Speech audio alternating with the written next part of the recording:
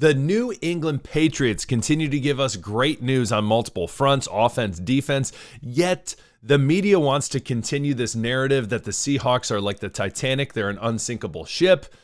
Well, we know the end to that story. Too soon? Surely not too soon. Anywho, as well, we jump into that. We talk about Bill Belichick, among other things. So let's do this thing. My name is Aaron on the Daily Patriots content. Don't miss out, Patriots fans. All you got to do is subscribe, hit the notification bell, and hey, hit the like button. Super Bowl bound. What's there not to love? Let's start talking. So first and foremost, we've been talking a lot about the defensive side of the ball. And a lot of people have said, well, have you looked at this Seahawks offense? Have you looked at this Seahawks offense? Yes, I have. Again, I'm going to tip my hat to Sam Darnold. He's had a great season. Jackson Smith and Jigba, and I will say this, I know Ray's going to get really upset, but coming from the university right now that is just popping out wide receivers left and right, the Ohio State University, he's been dominant and continues to prove that place is just a hotbed for wide receivers. And on top of that, Kenneth Walker is breaking out into the playoffs. So there's multiple aspects of this offense that is doing well. But again, the media just wants to focus on the Seahawks. One thing that we need to look at is this, and simple. Who's going to be on Jackson Smith and Jigba? It's going to be Gonzo, our boy. Last year, second team All-Pro. This year, he probably would have got the honor again if he wasn't injured, but we know he's as well going to the Pro Bowl.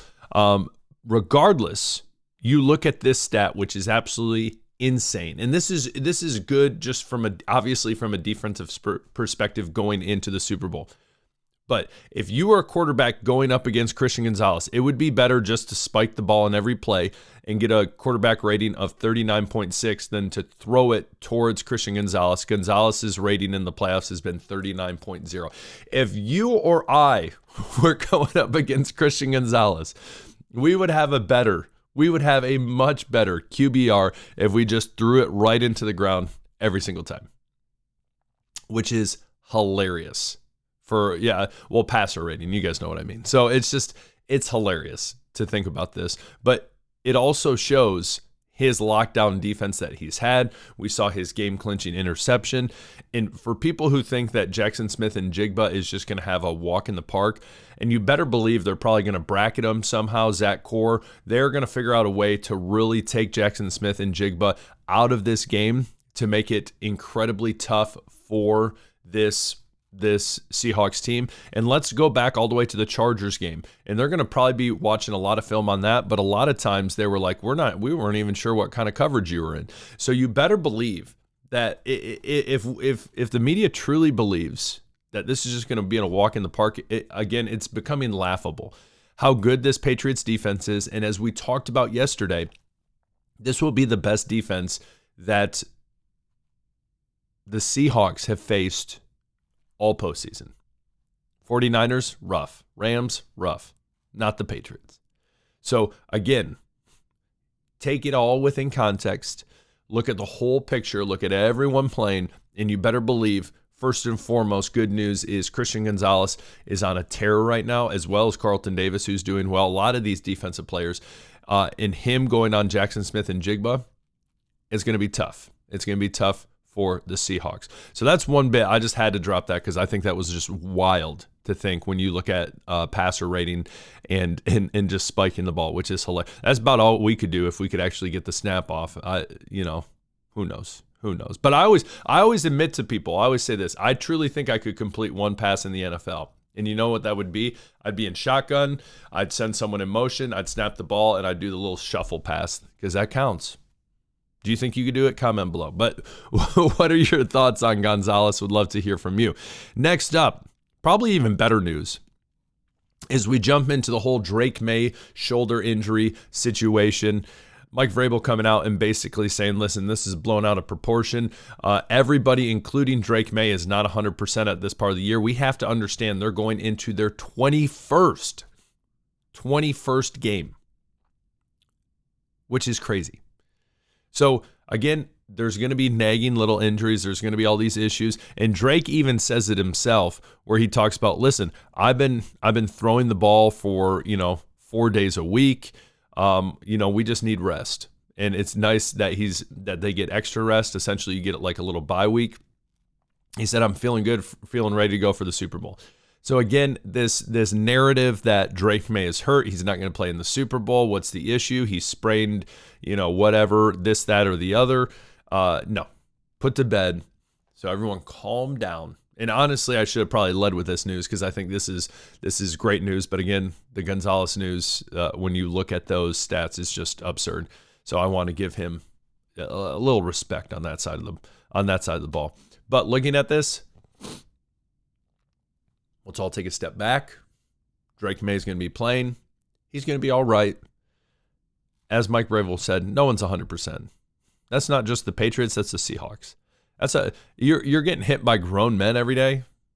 Not every day, but 20. I guess the Seahawks have one less game, so this will be their 20th game. But regardless, things happen. Things happen. You're going to be banged up.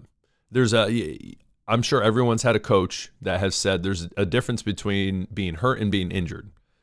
A lot of people are hurt.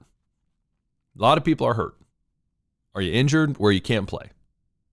And you better believe a lot of these guys are going to rally. They're going to get ready, and they're gonna get themselves up to 100% ready to go, or as close to 100% as they can, ready to go for the Super Bowl. So again, Drake Maye going to be playing. Don't worry. Take a deep breath. Sigh of relief. What are your thoughts? Were you worried? Were you not? Again, I really wasn't. I wasn't. And so comment below. Would love to hear from you, but that's good news as well. Next up, we got to talk about it. And that is Bill Belichick and not being a first ballot Hall of Famer. Now, I just want to say this. Regardless of what anyone, whether you're a Patriots fan or not, regardless of what you think about Bill Belichick, based on his record, based on going to the Super Bowl, based on winning 6 Super Bowls and then winning 2 with the Giants as a coordinator, Bill Belichick is one of the most successful, one of the best coaches in NFL history, hands down. And most could easily argue the best. The 10 people, it requires 50 votes to make it, and I believe he only got 40. So this really ties in, and I know you're going to say, why are we talking MLB? Why are we talking Baseball Hall of Fame? But when it comes to Hall of Fame voting, it's almost ridiculous because I think what happens is people get personal.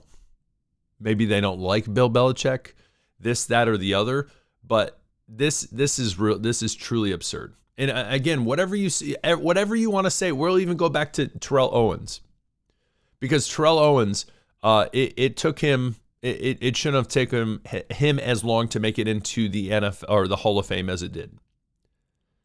And so the question becomes: is the voting subjective based on your personal feelings, or is it objective based on what the person did? The evidence laid out for you based on their track record, their stats, whatever it might be. What is it based on? Because it does not seem objective. Would you agree? Comment below. Again, I know a lot of people have a sour taste in their mouth with Bill Belichick, how he left and how the team was down in the dumps, all these different things. I don't think he's doing a great job for his career at UNC right now, but that is, what was he able to do? Won 6 Super Bowls, won another 2 as coordinators, made it to others, all these different things. And so I just think it's disrespectful. I think it's wrong. I think and people might disagree with me, and that's fine. That's fine. Go ahead. This is America. That's fine. We can have dialogue. But I just think it's pretty wild where you have arguably the most, I'm pretty sure objectively, the most, decorated coach not making it the first time through. Will he make it? 100%. T.O. made it. Again, he refused to go to Canton to receive it. He went down to where he went to college in UTC in Chattanooga in Tennessee to do it, to give his speech and all these different things. And again, go look at T.O.'s stats. He deserved it. 100% deserved it. And so I just feel like this is childish. That's my thought. Childish. So, and again, on a different topic, maybe he turns around UNC. I don't know. I think he wants to prove people wrong. We'll see if he does. Who knows? But comment below. Tell me what you think. Bill Belichick. Do you think this is ridiculous? No. What are your thoughts on the people who didn't vote for him? Would love to hear from you. Comment below. Last but not least, just more fuel for the fire. And Mike Vrabel said this earlier too. He was like, "What do you feel? What are your thoughts on all the disrespect that you guys get?" And he kind of laughed and he was like, "I don't really care. I don't even think about it. I mean, we're in the Super Bowl," which I love to hear. But you better believe, again, it is that growing mentality of we're going to prove them wrong. We're going to prove them wrong. But this right here, of course, coming from ESPN, man, every person from ESPN, they are so intelligent. Actually, there's a lot of people from ESPN I do like. There's other people I'm just like, I really don't understand your take here. But, and again, everyone's entitled. Say what you want. Say what you want. But we look it over, and every single person, 11 people, picked the Seahawks over the Patriots. Again, this mantra, as I said, that the Seahawks are the Titanic, pre-Titanic setting sail. It's unsinkable. They can't be beat. Again, when this offense is humming for the Patriots, it's tough. When this defense is going for the Patriots, it's tough. So again, watch out. Watch out for the Patriots. What are your thoughts? Would love to hear from you. Comment below. Fuel the fire, baby. What are your thoughts? Drake Maye, Bill Belichick, Christian Gonzalez, Jackson Smith and Jigba, whatever. Would love to hear from you. We'll talk later. Peace.